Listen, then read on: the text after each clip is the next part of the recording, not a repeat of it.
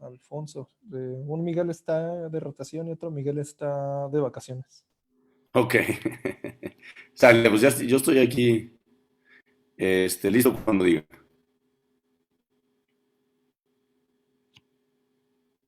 Si quieres, vamos a esperar un ratito a ver si se une Juan Manuel, pero darle cuestión de unos 2, 3 minutos. Perfecto, doctor.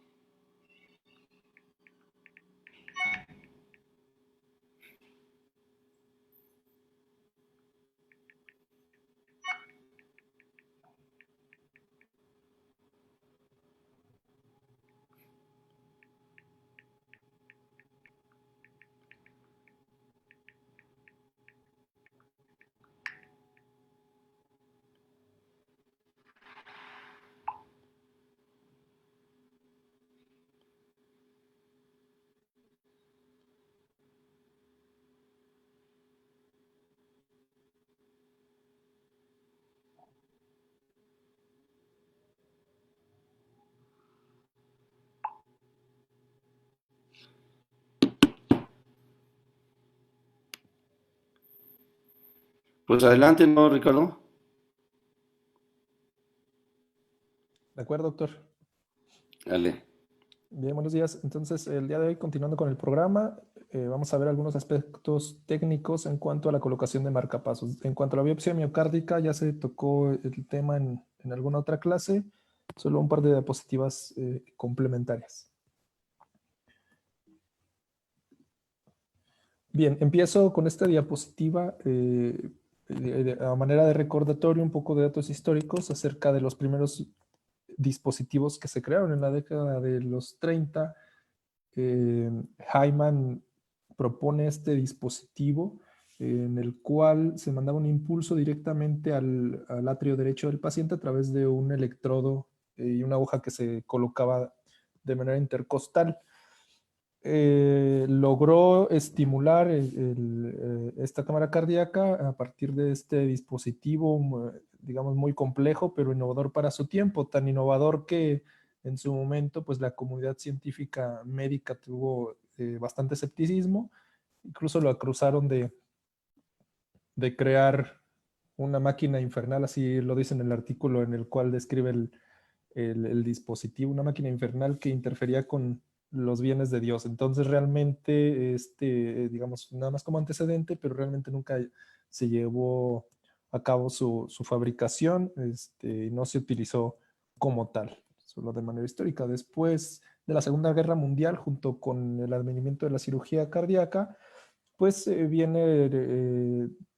se idean nuevos dispositivos que a la postre pues serían los primeros que con éxito lograrían la estimulación del corazón como lo conocemos actualmente. Y aquí un breve recordatorio en esta línea de tiempo, en la década de los 50,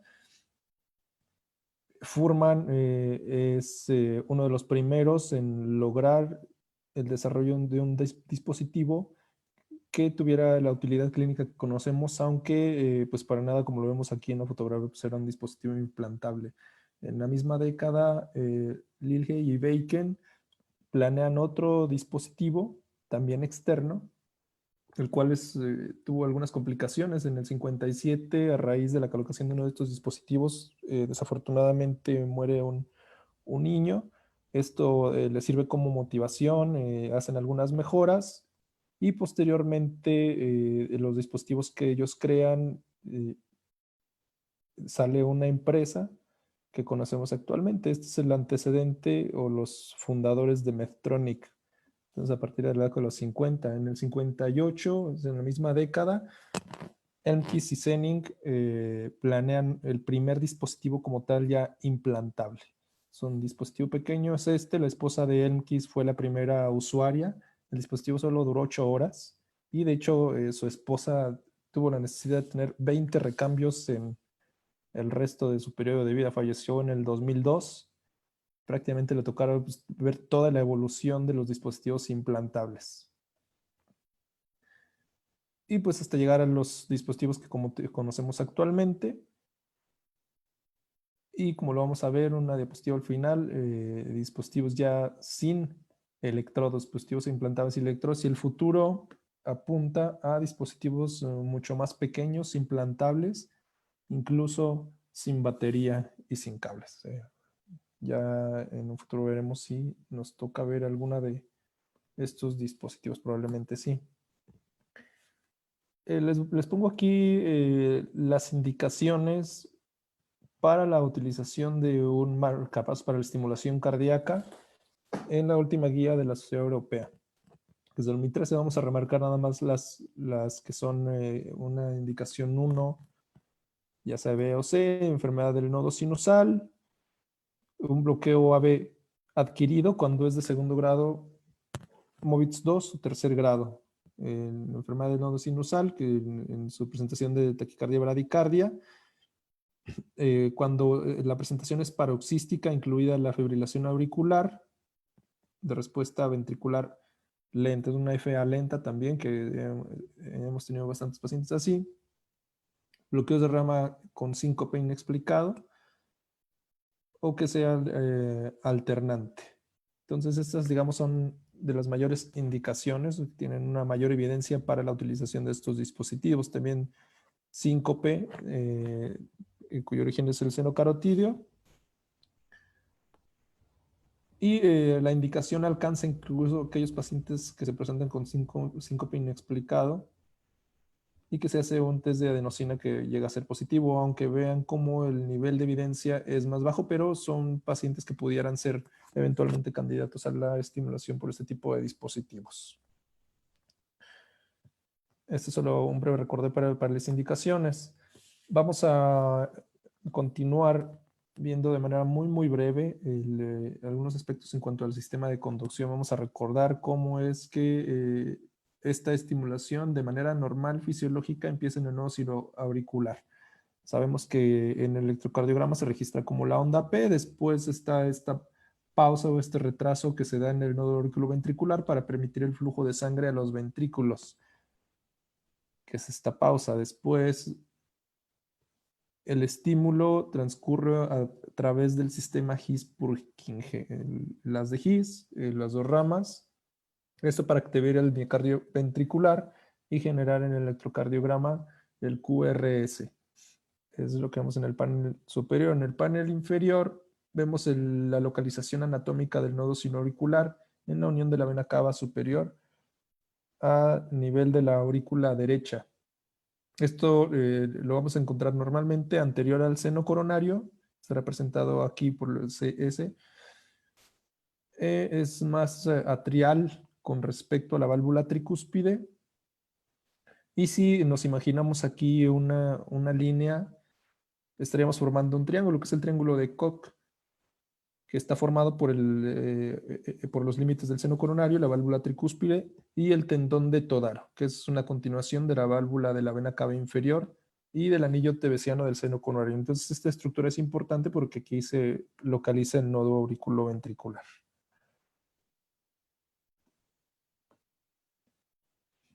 Bueno, vamos a ver una animación muy rápida como resumen de la técnica de colocación de marcapasos. Se hace la incisión, se localiza el acceso venoso, se introducen los electrodos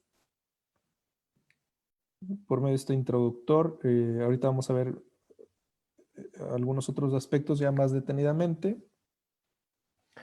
Esta incisión puede ser inicial o se puede hacer primero la localización del vaso en el cual se van a insertar los electrodos de manera extratorácica y posteriormente hacer la incisión. Esto realmente pues, es dependiendo de la experiencia del operador o de cómo esté acostumbrado a realizarse en el centro. Después se cierra la incisión y queda implantado el dispositivo. Y pues bueno, hay al menos tres incisiones más comunes en relación a la clavícula y la cabeza humeral, y son estas que se ejemplifican aquí con estas líneas, que son la del delto pectoral, horizontal y oblicua. Entonces, hablando de la incisión delto pectoral para crear la bolsa donde va a quedar implantado el dispositivo, se realiza por 1 centímetro debajo de la clavícula en el hueco delto pectoral que se alcanza a observar un poquito aquí. Nos va a brindar un fácil acceso a la vena cefálica, pero va a ser un acceso más limitado para la vena subclavia. Puede ser incluso más difícil hacer una cavidad a este nivel, una bolsa para el dispositivo. Está la incisión horizontal, que se realiza por 1 o 2 centímetros debajo de la unión de los 2/3 medio y lateral de la clavícula, en dirección al hueco del topectoral. Entonces sería esta la dirección y más o menos la localización que les comento, 2 centímetros por debajo de la clavícula. Aquí nos va a dar un fácil acceso a ambos vasos, a la vena cefálica y a la subclavia. Es menos fácil acceder a la cefálica que con el decto pectoral y puede usarse para la implantación de los dispositivos subcutáneos o subpectorales. La tercera incisión es la oblicua. Esta línea es paralela al tercio lateral de la clavícula y se realiza 1 o 2 centímetros por debajo de este. Es similar a la línea de incisión horizontal, pero esta tiene la particularidad que es paralela a las líneas de Langer, que son las líneas de la piel, por lo que va a ser menos traumática y la cicatrización pudiera ser mejor. Esto nos da acceso a la vena cefálica un poco más difícil que las otras dos. Y como les comentaba, pues el resultado cosmético pudiera ser mejor. La longitud de cada una de estas incisiones son aproximadamente 4 o 5 centímetros, que nos va a dar la oportunidad de implantar el dispositivo de una manera más fácil. Y en el panel B, pues vemos ya la localización de estos planos de las incisiones durante un procedimiento con el material estéril y posteriormente pues se va a hacer la bolsa para implantar el generador. Esta bolsa puede ser subcutánea, que es digamos la más fácil y menos dolorosa. Tiene menos daño neuromuscular, aunque pues pudiera estar más desprotegido el dispositivo. Eventualmente cualquier daño externo también puede realizarse de manera o en un plano submuscular, que pudiera quedar más protegido de los componentes del dispositivo. Esto se hace separando el tejido celular subcutáneo con los dedos, si es subcutáneo. Incluso pudiera hacerse una mayor disección si se va a hacer submuscular. El implante del dispositivo, del generador en la bolsa y posteriormente de los cables se hace también dependiendo del operador o como suele hacerse en el centro. Entonces la bolsa para el dispositivo se puede hacer antes de la inserción de los electrodos de estimulación o después de la misma. Cuando se describe la técnica, pues no hay una que sea mejor que la otra, es más bien dependiendo del centro y cómo estén acostumbrados a hacerlo. Aquí vemos en la parte superior un venograma de la fosa antecubital izquierda en un paciente en donde se muestra el drenaje de la vena cefálica y de la vena axilar. Pasan ambas por la primera costilla y finalmente pues llegan a la subclavia. En la parte inferior, en el panel, se ve un esquema de lo que estamos viendo en el venograma superior. Y esta zona roja que vemos aquí es la zona más segura para realizar la punción y localización de las estructuras vasculares. Y cuando hacemos la punción o encontramos cualquiera de los vasos aquí, en este caso por la subclavia, el riesgo de algunas complicaciones, principalmente neumotórax, disminuye casi a cero. Entonces, por eso es importante saber las relaciones anatómicas de cada uno de los vasos y las estructuras circundantes. En algunos lugares se menciona que este abordaje debe hacerse del lado no dominante del paciente, esto por la movilización del brazo y que eventualmente pudieran moverse algunos de los componentes del dispositivo. Sin embargo, esto no es, digamos, algo prohibitivo. Se puede hacer de cualquiera de los dos lados. El uso de antibiótico, como lo vamos a ver al final, pues es algo que en algunos lugares se aconseja, principalmente con algunas cefalosporina 2 horas antes del abordaje, o incluso vancomicina si consideramos que el paciente tiene factores de riesgo para desarrollar infección de la bolsa donde se va a implantar el dispositivo. Aquí les pongo otras fotografías. En este panel A se ve la vena cefálica aislada en un abordaje delto pectoral, que es esta línea punteada blanca. Ahí se selló la disociación, se creó la bolsa, se separó aquí con unas pinzas la vena cefálica. Está levantada para ver su trayecto. Y en el panel B se ve cómo se aísla la vena cefálica, se hace una incisión y se introduce el electrodo de estimulación. Como vamos a ver también, dependiendo del acceso vascular que escojamos, va a ser la dificultad para introducir uno o más electrodos. La vena cefálica, por el calibre que tiene, pudiera no ser el mejor abordaje para un paciente que va a necesitar más de un electrodo de estimulación. Entonces, en ese caso, la incisión pudiera ser una horizontal o oblicua para localizar mejor la vena subclavia y tener menor dificultad para la inserción de los electrodos de estimulación. ¿Cuáles son algunas ventajas? Ricardo, si me permiten nada más un rápido comentario. La inserción del electrodo por la vía de la vena cefálica es una venodisección. Entonces lo que se ve ahí es que se identifica por dónde va la vena y se hace una pequeña disección.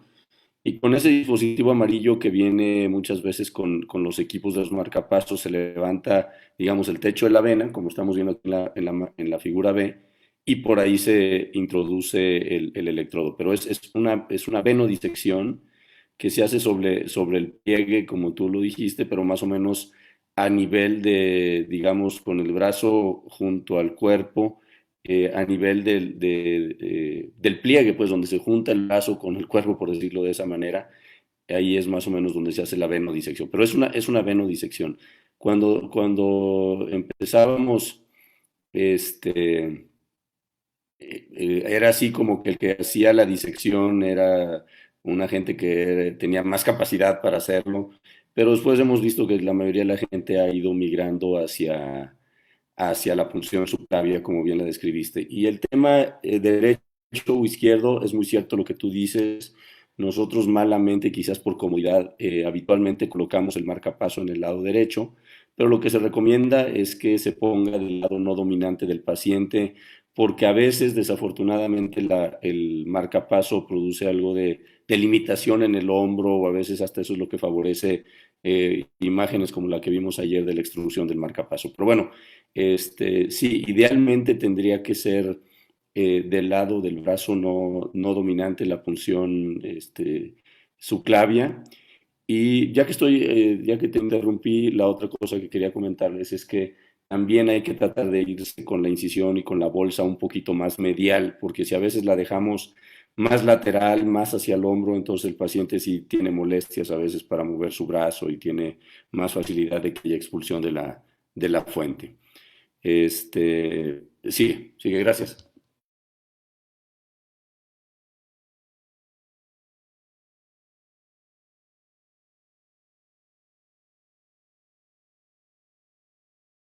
Te quedaste con el micrófono apagado, Ricardo. Así. Aquí en esta tabla vemos algunas ventajas y desventajas de los diferentes accesos venosos que ya describimos. Y sí, el acceso cefálico y también pudiera ser eventualmente el subclavio, más bien el cefálico es por la venosección que ya nos comentó el doctor. Y los accesos extratorácicos tienen menos riesgo de algunas complicaciones como neumotórax, también algo menos complicaciones del daño a los electrodos de estimulación, aunque pudiera requerirse más tiempo de fluoroscopía, cuando en los otros es mínimo porque estamos viendo ahí directamente la estructura vascular, aunque el acceso cefálico puede ser más difícil, como ya lo comentaba, de pasar múltiples cables o electrodos de estimulación, y la extracción de los mismos pudiera ser más difícil. El abordaje en ese sentido, que tiene más ventajas y es de más fácil llevar a cabo, pues es el extratorácico que nosotros estamos acostumbrados a ver a nivel subclavio o incluso axilar.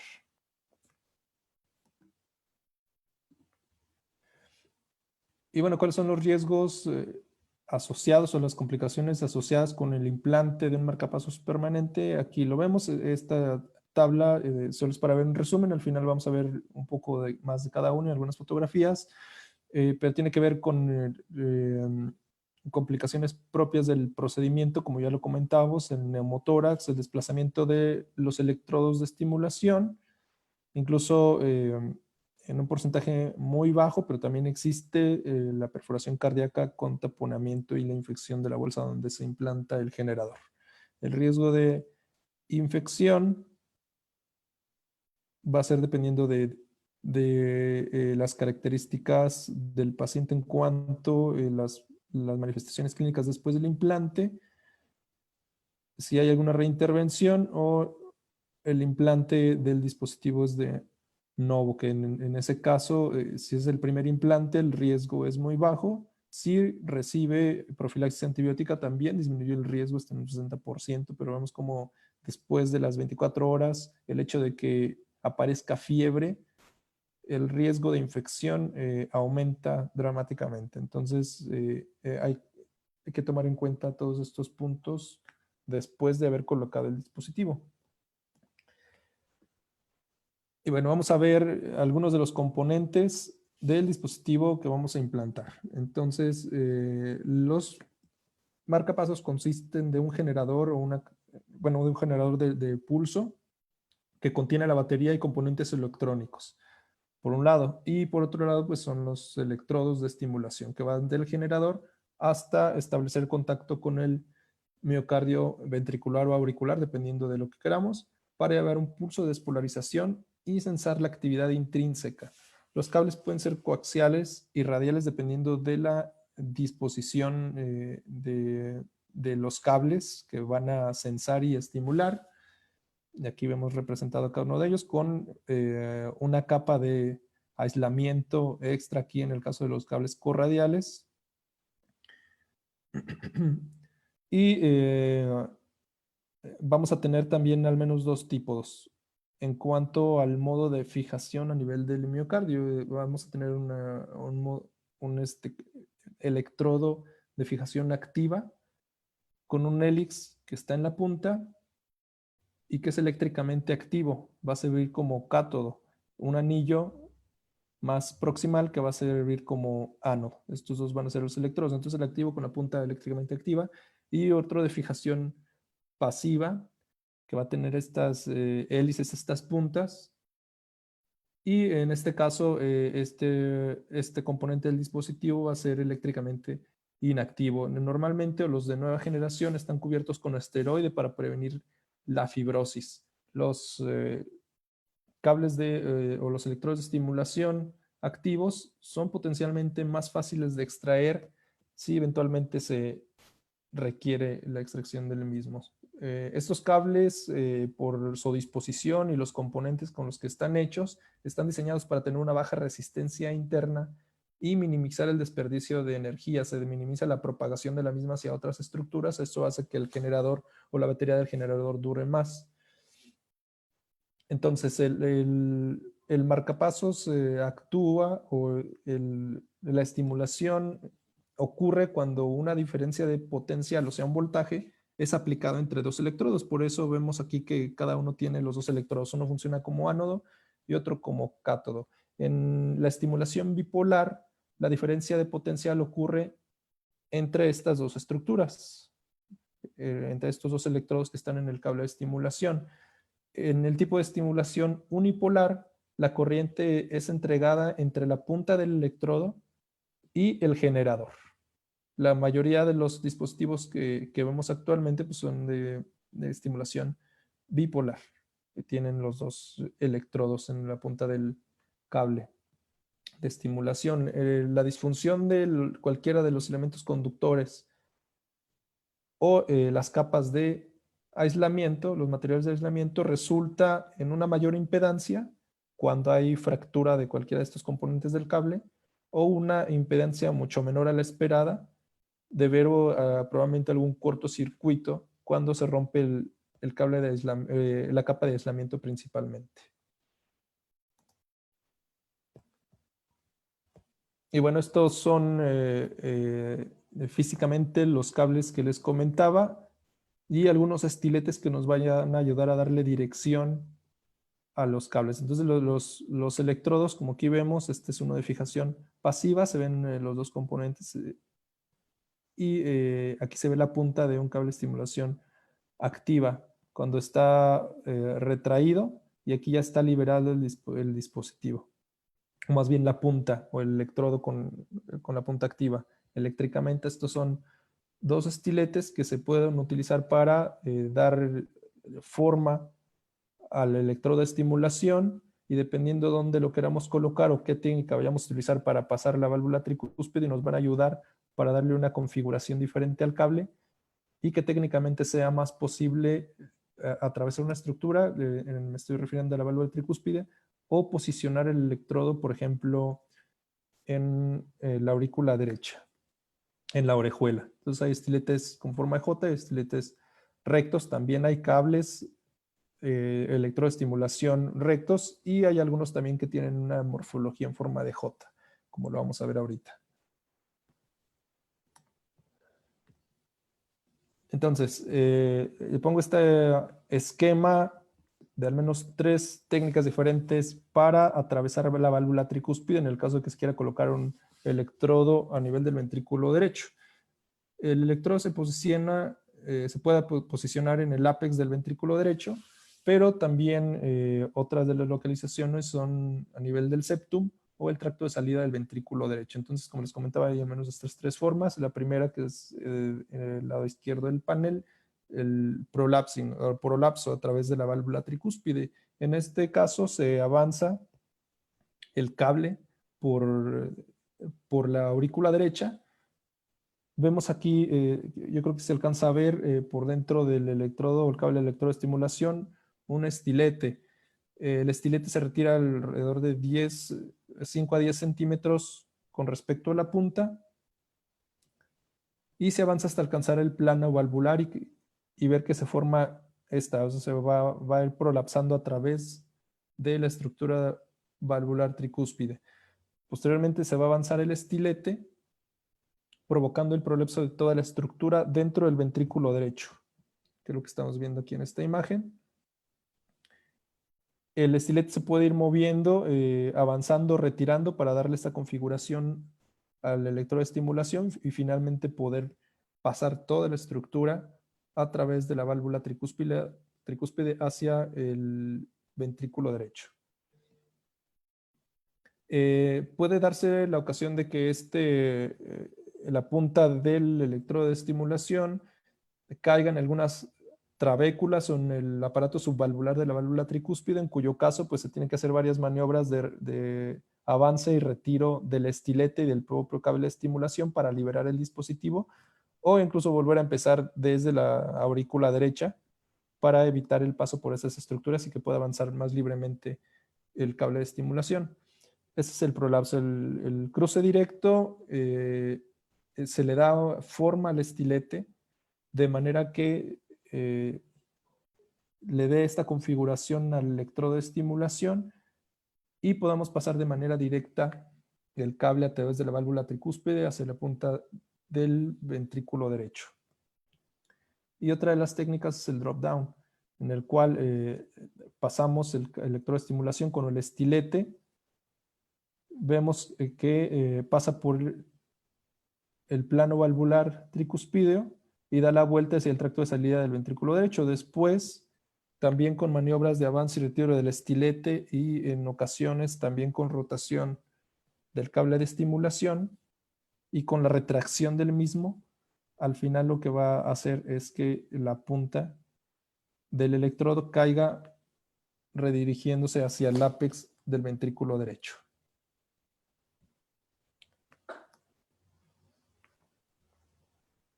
Entonces aquí vemos también esquematizada junto con unas imágenes fluoroscópicas del cable ventricular apical del lado izquierdo en dos proyecciones y septal del lado derecho. La proyección oblicuo anterior izquierda nos va a dar la oportunidad de ver la localización del electrodo cuando el abordaje es septal. El septum interventricular está representado en esta oblicuo anterior izquierda por esta línea punteada. Entonces aquí vemos cómo está abocado la punta del electrodo de estimulación hacia el septum interventricular por cualquiera de estas dos técnicas que ya describimos brevemente.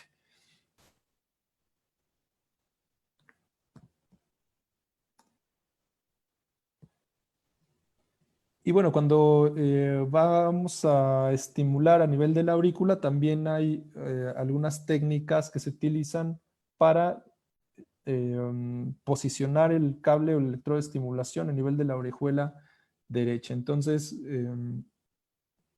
hay también para el nivel auricular cables de fijación activa, cables de fijación pasiva, y también hay algunos que ya están preformados en forma de J, como lo comentábamos al principio.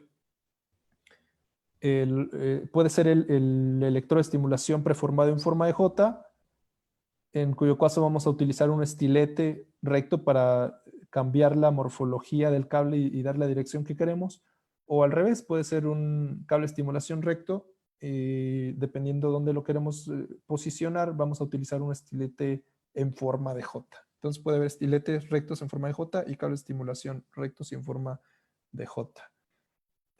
Tradicionalmente el cable auricular o el cable del auricular derecho se posiciona a nivel de la orejuela de la aurícula derecha, aunque pudiera ser posicionado en alguna otra localización, en la pared, por ejemplo, de la aurícula derecha, más comúnmente en la pared lateral. Entonces vemos aquí cómo se avanza el electrodo de estimulación, aquí con el estilete se hacen algunos giros anteriores para posicionar o redirigir el cable de estimulación hacia la orejuela, o sea, se hace una retracción de todo el cable de estimulación junto con el estilete cuando este es en forma de J, de manera que va a caer normalmente a nivel de la orejuela de la aurícula derecha. Si damos una rotación horaria, antes de hacer la retracción del cable, este va a caer pues, en la pared lateral de la aurícula derecha. Y lo podemos ver en las imágenes de fluoroscopía. Esta es una proyección AP Aquí ya está posicionado un cable ventricular, entonces lo que están haciendo es avanzando un cable de estimulación auricular. Aquí no están haciendo ningún movimiento del estilete y va directamente a la aurícula derecha. Después, como ya lo comentaba,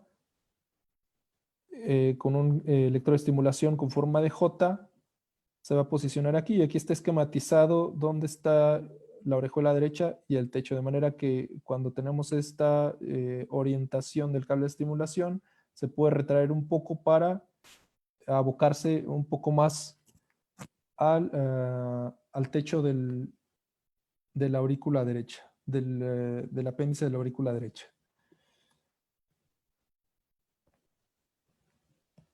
Y lo vemos aquí. Si no estamos seguros o queremos corroborar la adecuada posición del electrodo de estimulación a nivel auricular, podemos usar otra proyección, en este caso en una oblicua anterior derecha, para corroborar la posición anterior de la punta del electrodo, que está aquí. Entonces es un electrodo de estimulación que tiene una buena situación espacial en cuanto a la orejuela de la aurícula derecha. Y bueno, ¿cuál es mejor en cuanto a la estimulación ventricular apical comparada con el septum o el tracto de salida del ventrículo derecho? Esto pues depende de varias cosas, algunos tienen diferentes características. Es más fácil de posicionar a nivel apical, como ya vimos, cuando pasamos el electrodo normalmente va a caer ahí directo en la punta del ventrículo derecho. También es fácil de colocar a nivel del septum o el tracto de salida, aunque hay que hacer otras maniobras. El riesgo de perforación va a ser un poco mayor con el abordaje apical y también el riesgo de que se desplacen los componentes de los cables de estimulación es más común que ocurra a nivel del septum y el tracto de salida del ventrículo derecho. En cuanto a las características de la estimulación, es más satisfactoria cuando se pone en la punta y puede ser más fisiológica cuando se pone en el septum o en el tracto de salida del ventrículo derecho. Y bueno, ya una vez que localizamos las estructuras, posicionamos los cables, vamos a ver los cables por medio de cualquiera de los abordajes que ya vimos. Vamos a hacer las pruebas iniciales ya para la programación del dispositivo. Y aquí tenemos estos dos caimanes. El caimán rojo se va a posicionar de manera proximal y el negro distal. Si la estimulación es monopolar, se va a poner aquí el negro en el electrodo y el rojo de otra localización en la piel del paciente o subcutáneo. Entonces, vemos en el panel B, en la parte superior, que vamos a tener, ya cuando estamos haciendo la prueba, una corriente de lesión, que es esta elevación del ST. Esto sugiere un buen contacto con el miocardio y va a desaparecer hasta quedar como en el panel inferior en el transcurso de los siguientes minutos a hora. Entonces, si tenemos esta imagen cuando estamos haciendo las pruebas iniciales, podemos estar seguros que hay un buen contacto con el miocardio. Pudiera no aparecer, pero esta es la traducción, digamos, de esta imagen. Está en el panel A. Después, en la siguiente tabla, tenemos la salida que vamos a programar con el generador. Este es un electrograma intracardíaco. Esto quiere decir, estas imágenes en el panel inferior, en la imagen en la porción superior. Es un electrocardiograma, es intracavitario el registro.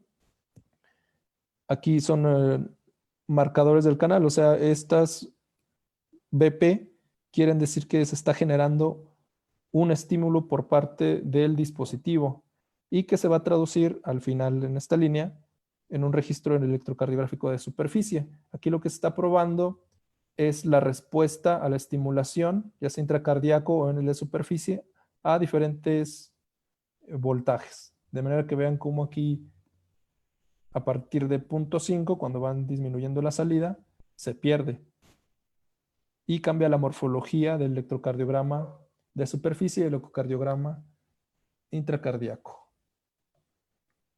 Si me permites, te interrumpo, Ricardo. Me parece muy demostrativa esto que se ve en la parte de abajo, porque es cuando nosotros le decimos al técnico que nos asiste, a ver, vamos a ver los umbrales.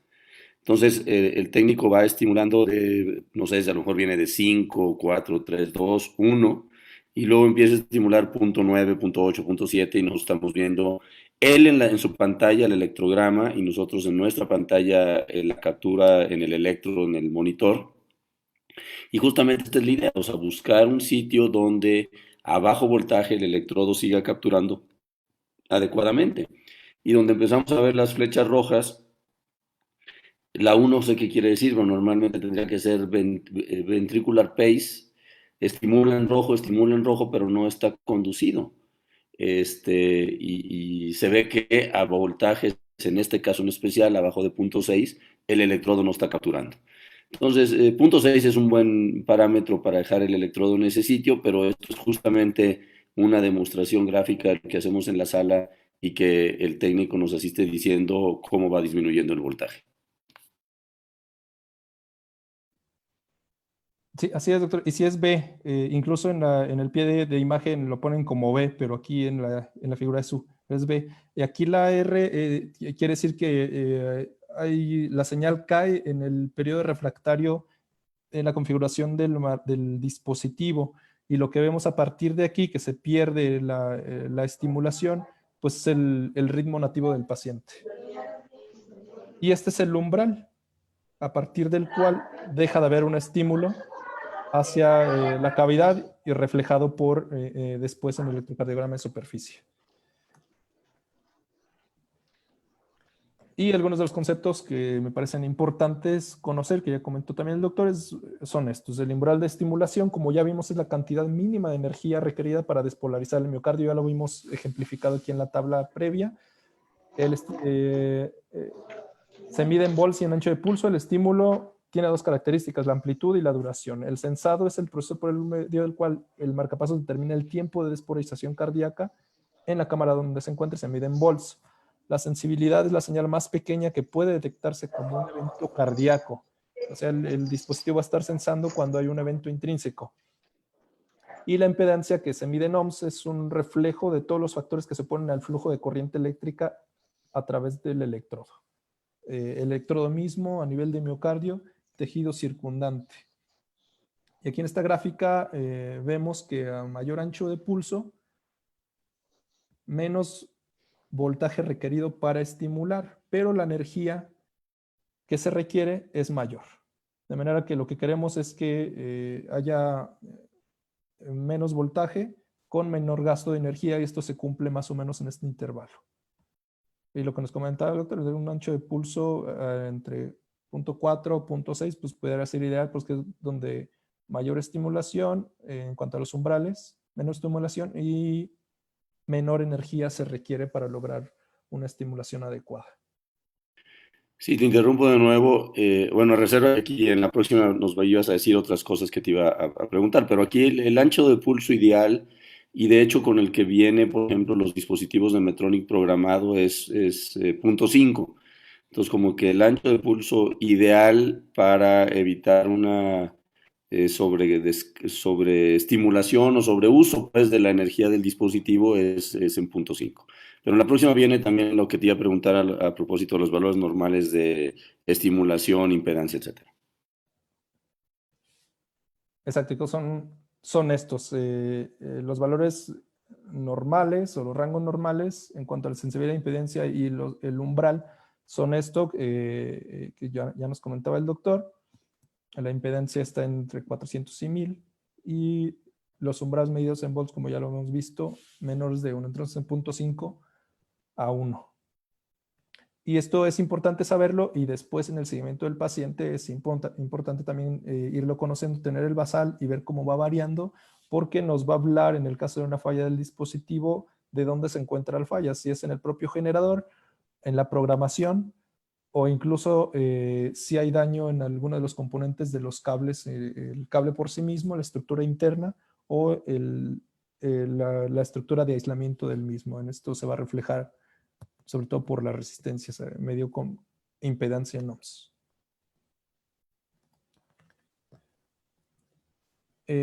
Bueno, ¿y qué significan? Entonces ya cuando tenemos el dispositivo programado, dependiendo de si es uni o bicameral, qué significa cada una de las letras que vemos en la programación del dispositivo, y lo pongo aquí en esta tabla. La primera va a ser la cámara estimulada, después la cámara sensada y la respuesta al sensado. Normalmente se utilizan estas tres. Cuando son duales, utilizamos cuatro, y en algunos casos incluso hasta cinco. Entonces vemos aquí como la primera pues, depende de dónde esté, aurícula, ventrículo o ambas, para el caso de los bicamerales. La cámara que está sensando también, dependiendo de dónde esté la punta del cable de estimulación, y la respuesta.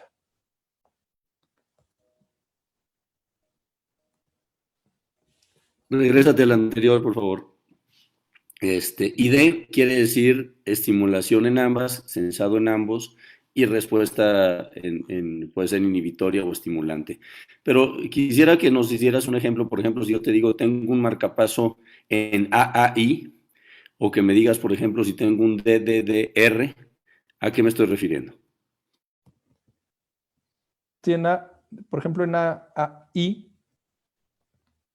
claro que el cable está, o la cámara que se va a estimular está en la aurícula y va a sensar la actividad auricular intrínseca del paciente, de manera que si el dispositivo sensa actividad intrínseca, se va a inhibir. De otra manera va a estar funcionando continuamente.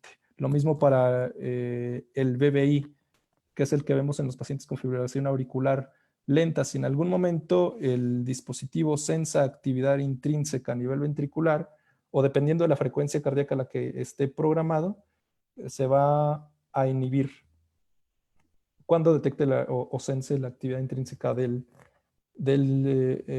miocardio.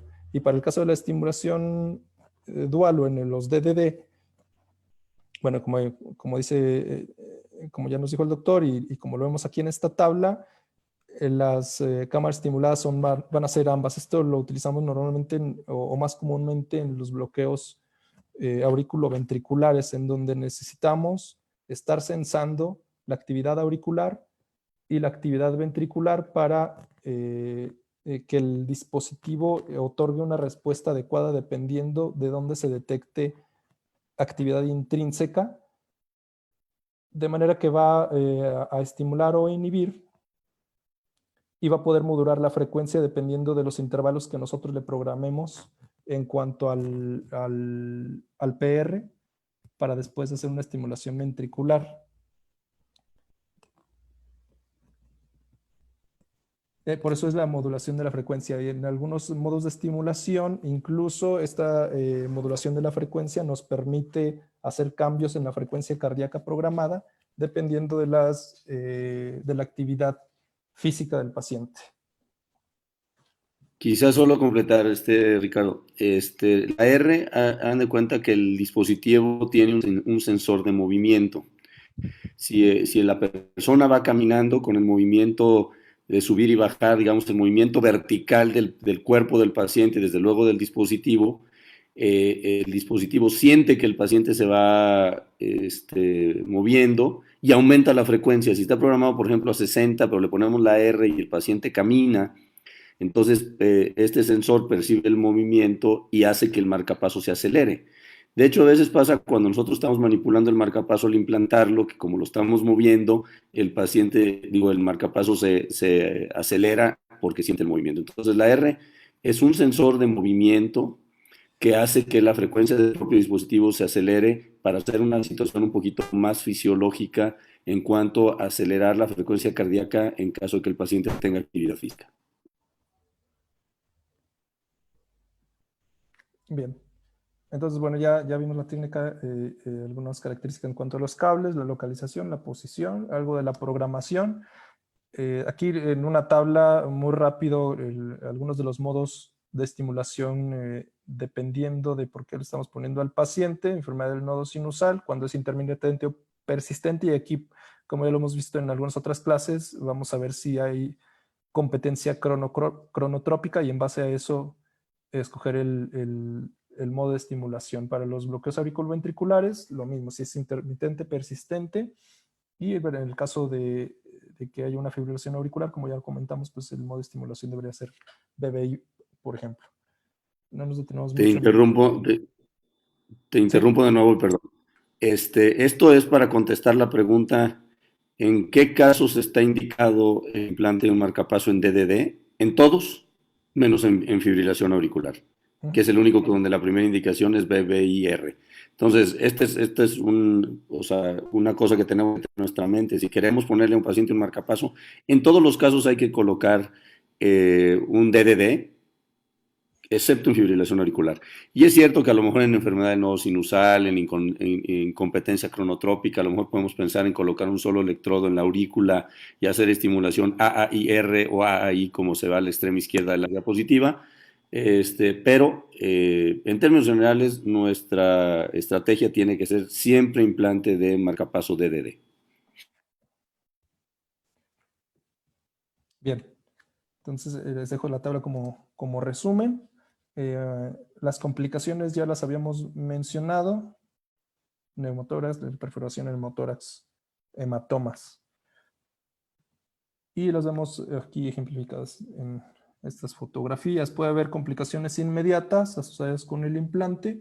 El neumotórax y el hemotórax aparecen en menos del 1% de los pacientes. Aquí hay un hematoma en la bolsa donde se inserta el generador. Puede haber también abordajes arteriales, como se observa en esta imagen tomográfica, y perforaciones. Lo que vemos aquí es derrame pericárdico. Como lo habíamos comentado, la fijación pasiva tiene menor riesgo de perforación, pero pues a coste de que puede ser más difícil después extraer el dispositivo si se requiere. Hay terminaciones complicaciones a mediano plazo, y tienen que ver más con la estética de la cicatrización. Cuando son cicatrices hipertróficas, cicatrices queloides, sí, también puede quedar insuficiencia valvular, en este caso tricuspidia, que puede ser más que la ligera o hasta moderada que pudiéramos esperar por el paso del cable de estimulación. Pudiera ser una insuficiencia tricuspidia incluso severa, secundaria a la colocación del cable de estimulación. Y las complicaciones a largo plazo asociadas con estos dispositivos, vemos que puede haber ruptura de toda la estructura del cable de estimulación. Como lo vemos aquí, hay pérdida de la continuidad de esta estructura del cable de estimulación. Aquí no se aprecia muy bien, tal vez, pero sí aquí en esta parte del medio se ve que se rompió la estructura o el material de aislamiento. Estos dos los vamos a ver reflejados en un aumento en la impedancia o en una disminución. Puede haber formación de cristales en la punta del electrodo de estimulación, y puede haber también fibrosis en la punta de estimulación, que también nos va a cambiar los parámetros que habíamos programado y puede también modificar la duración de la batería. Esto ha disminuido esta última por lo que les comentaba del uso del recubrimiento con esteroides en todo el trayecto del cable de estimulación. Y pues la infección de la bolsa donde se coloca el generador, pues que nos da todos los signos externos de infección: aumento de la temperatura, cambio de coloración, supuración. Y pues esta foto es del paciente que veíamos ayer. En el último de los casos, pues extrusión completa del generador.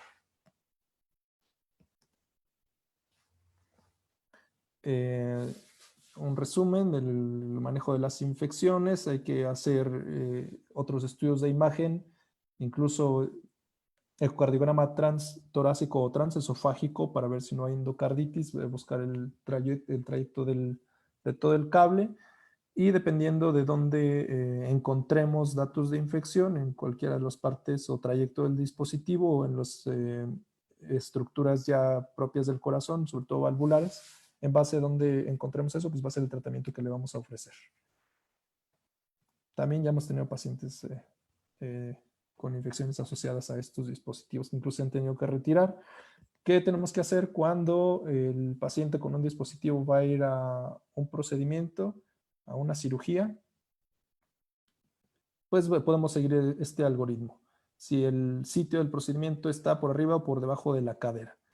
Si está por arriba de la cadera, hay que ver si el paciente es dependiente del marcapasos o no.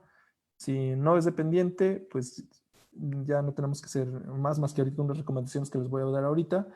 Y si es dependiente, pues reprogramar al modo asincrónico o poner un magneto para que el magneto haga que el dispositivo entre en modo sincrónico. Algunas recomendaciones: usar el electrocauterio cuando sea posible, bipolar, pulsos de corta duración, de menos de 5 segundos, dirigir la corriente lejos del marcapaso y del electrodo, como lo veíamos en esta imagen, que que la corriente o los estímulos no pasen directamente sobre donde está implantado el dispositivo. En cuanto a la localización, ya lo habíamos comentado. Y lo que se recomienda es que si tenemos dudas en cuanto a que haya habido algún cambio en la programación del dispositivo secundario al uso de estos electrocauterios, pues interrogar el mismo y en su caso volver a la programación previa que tenía después de la cirugía. Y te interrumpo, perdona, a ver si puedes ver tu video. Perfecto. Lo que pasa es que esta diapositiva es muy importante porque esto es motivo de interconsulta para el cardiólogo. Le hablan al cardiólogo a preguntar, oye, lo vamos a operar, ¿qué pasa con el marcapaso? Esto te lo puede preguntar el anestesiólogo, el cirujano, etcétera, etcétera. Y aquí está la respuesta a la pregunta, es decir, esta es la conducta de manejo del paciente que se le va a colocar un electrocauterio durante la cirugía. Entonces, perdón la interrupción, pero me parece una diapositiva que es de la práctica de todos los días del cardiólogo. Gracias, adelante, Ricardo. Así es, doctor. De hecho, sí nos han interconsultado en varias ocasiones por eso. Y pues bueno, más o menos en este sentido ha sido la respuesta que se ha tenido por parte del servicio. Pero sí es importante conocer eso por lo que comenta. Ya para finalizar, bueno, algunas indicaciones para remover parte de las estructuras o del dispositivo, en este caso los cables, principalmente las de origen infeccioso. Después están las que vemos aquí en la tabla, menos frecuentes: endocarditis, dislocación o erosión de la piel, defectos de los materiales de aislamiento, como ya hemos visto, perforación, o que hay estimulación pectoral cuando hay ruptura del material de aislamiento. Por ejemplo, hay varios dispositivos que también ya los hemos comentado en algunas otras casos cuando hemos tenido pacientes que por alguna razón han sido candidatos a que se les retiren los cables, principalmente por endocarditis o infección del generador. Lo que se puede hacer también pues es la tracción mecánica simple que estamos viendo aquí ejemplificado en estas imágenes. Aquí se están localizando los cables, ya se quitó el generador, se hace tracción primero el cable ventricular y posteriormente hay tracción del cable auricular para retirar pues, por completo todos los componentes del dispositivo en un paciente con endocarditis. Con endocarditis. Este es un paciente del hospital. Y otros dispositivos en los cuales por medio de otros estiletes y por algunas maniobras de empuje y retiro se logra retirar por completo el dispositivo. Y lo que nos comentaba ya previamente cuando hemos tenido estos casos es que estos dispositivos pues suelen ser de muy difícil acceso, al menos a nuestro medio. Y pues ya solo una diapositiva para que vean o para que veamos el futuro de la estimulación cardíaca. Aquí lo que pongo pues es un dispositivo sin cables que se implanta por medio de un dispositivo de entrega. Y como lo veríamos en una radiografía, esto ya existe. Probablemente en algún momento estemos expuestos a este tipo de pacientes con estos dispositivos de estimulación. Y como lo vemos aquí colocado pues hacia la punta del ventrículo derecho en una radiografía de tórax. Entonces, si llegáramos a ver eso, pues también para saber de qué se trata. Te interrumpo para dos comentarios súper rápidos. Uno es de la diapositiva anterior, es que esto es una auténtica pesadilla para el que le toca hacer esto de retiro de los cables, retiro de las fuentes. Yo les puedo decir de manera personal, esta es una auténtica pesadilla el tener que hacer un procedimiento de retiro de cables, tiene su riesgo, es complicado, en fin, verdaderamente es algo que no nos gusta hacer. Y en la siguiente hay un viejo anécdota de el doctor Jorge Sonié, en cierto momento este, director del Instituto Nacional de Cardiología, que tenía una plática que se llamaba El corazón no es un basurero, que tenía que ver con justamente con cables dejados en el ventrículo, con fragmentos de catéteres que se quedaban en el corazón y en la circulación, que tenía que ver con embolismo de catéteres subclavios que a veces vemos. Y siempre que he visto este tema del NanoSteam y del Micra, he pensado que este es el prototipo del corazón, no es un basurero, pero literalmente aquí la idea es depositar el dispositivo que vemos arriba a la izquierda en la punta del corazón. Entonces, yo creo que ese es el futuro y yo sí espero que a ustedes les toque verlo, yo no sé, a mí ojalá también, pero yo creo que esto los tiene que tocar a todos verlo. Y por lo que veo en medio, arriba, digamos en la fotografía de la derecha, arriba el dispositivo tiene una especie de también de mecanismo de atornillamiento en la punta sobre el ápex, que esto es lo que explica cómo se hace todo esto. Pero bueno, esto es el presente y ojalá que sea para que lo usemos. Adelante, vámonos rápido con la biopsia que se dio la hora.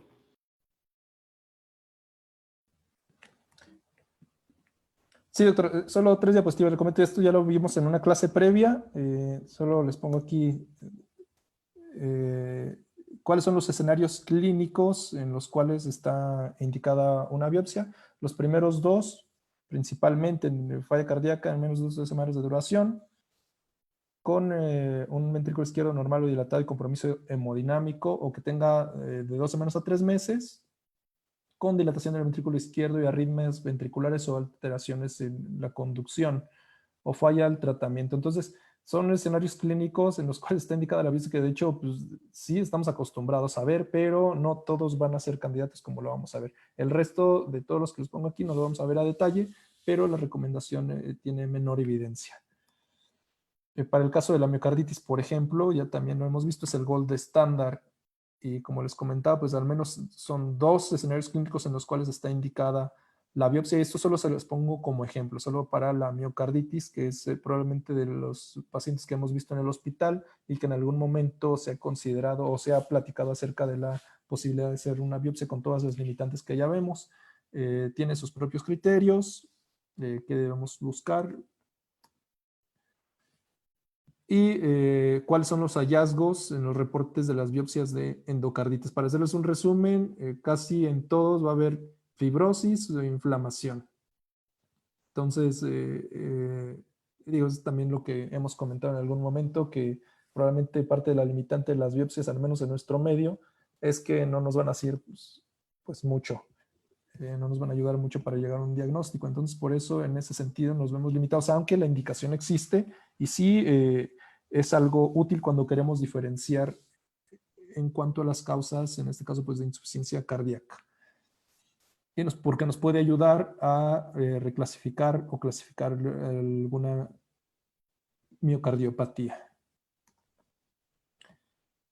Complicaciones hasta el 6%, en mortalidad menos del 1%. Las complicaciones principales son estas: perforación, taponamiento, embolia, arritmias, lesiones valvulares, reacción vagal y el neumotórax, asociado principalmente pues a la técnica que vamos a ver aquí, por medio de un biotomo, acceso vascular, que puede ser múltiple. Ya habíamos visto la técnica hemodinámica. Aquí por lo que les puse este video es que también se puede hacer la biopsia guiada por ecocardiografía. Entonces vemos aquí en esta imagen del ecocardiograma cómo aquí va a aparecer el biotomo. Ay, se pausó.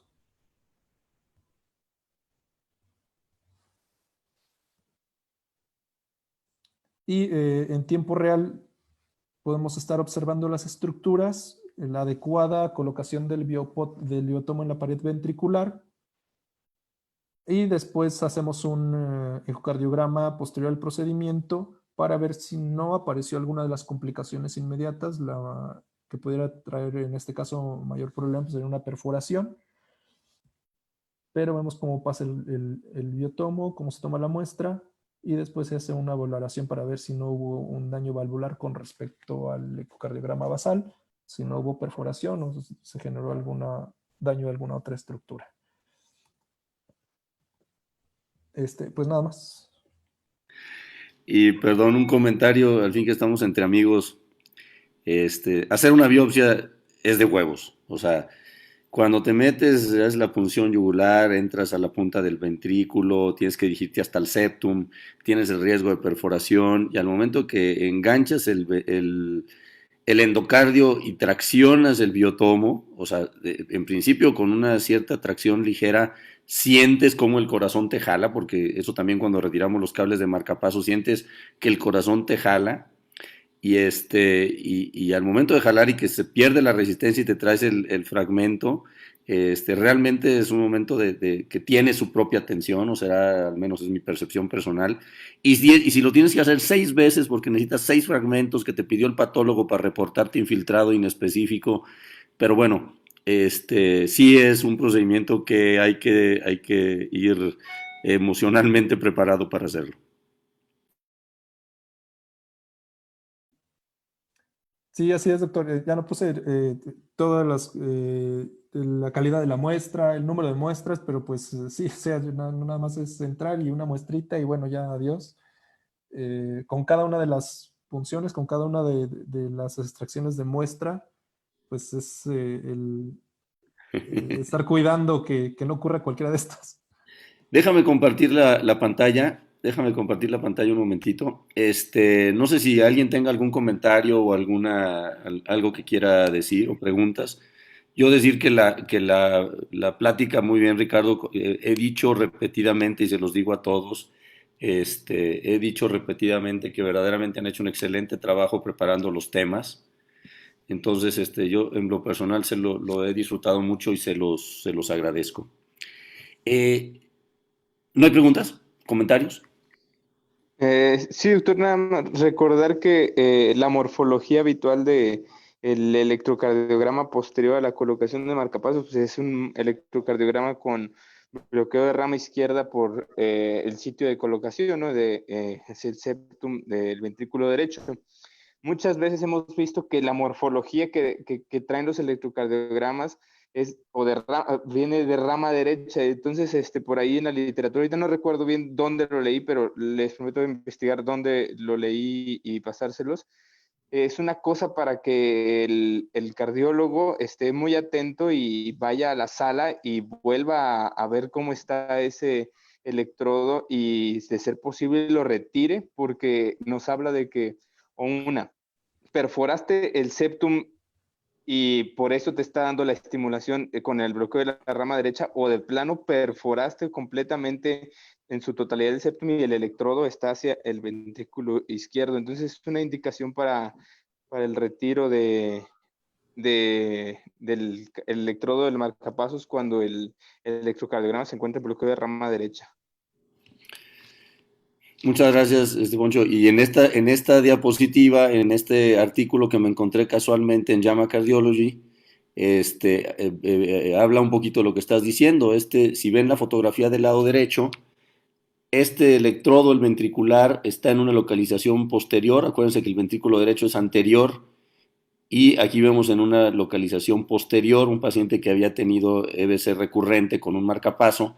Y lo que pasó en este caso es que el cable, aunque aquí se ve en el lado izquierdo de la fotografía, se ve en buena posición hacia el ventrículo derecho, pero aquí pasa que el cable pasa a través de una comunicación interauricular, que pudiera haber sido un foramen oval permeable, pero una comunicación interauricular hacia el ventrículo izquierdo, por eso el electrodo es posterior.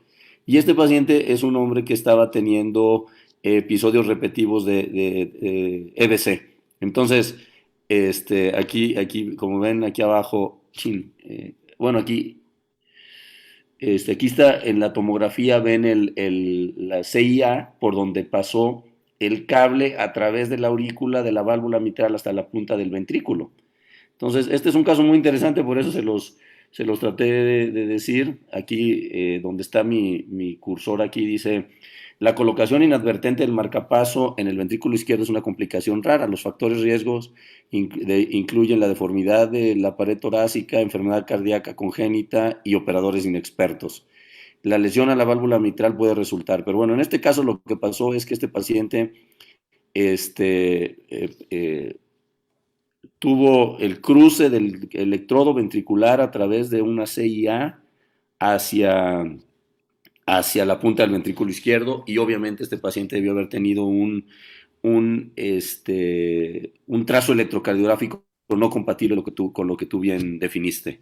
Me parece un caso que les quise compartir y vino al caso. Es un caso anecdótico, es un caso de publicación, como ya lo están viendo. ¿Otros comentarios?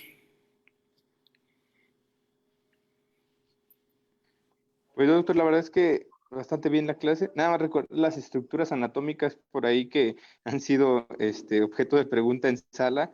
La relación más importante al momento de cruzar la válvula tricúspide, ¿no?, con el seno coronario. Muchas veces pareciera que ya pasaste tú la válvula tricúspide, y si no tienes la experiencia de decir, ¿sabes qué? Lo que pasé fue el seno coronario, vas a causar ahora sí que lesiones vasculares importantes y todo un tema el poder corregir después esos complicaciones.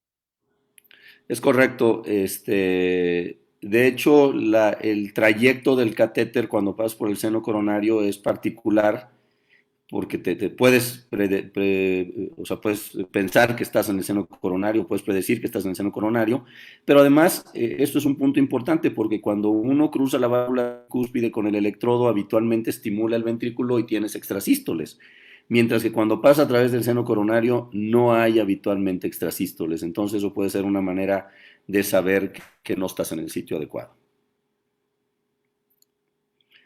Chavos, el parte del día.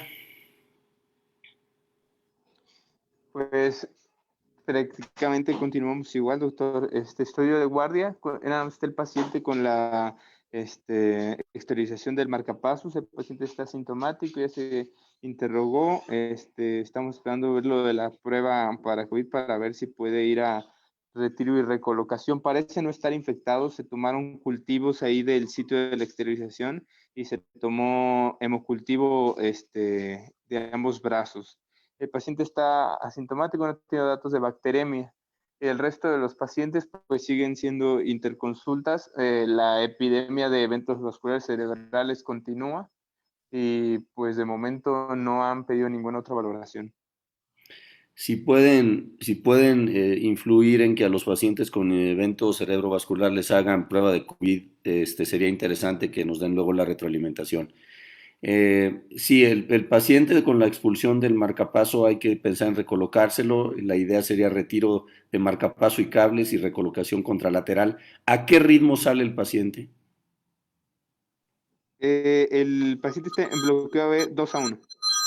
Bueno, voy a tomar una llamada y terminamos la sesión. Nada más avísenle a Tere, por favor, que voy para allá. Correcto, yo le digo. ¿Qué onda, Juanpi?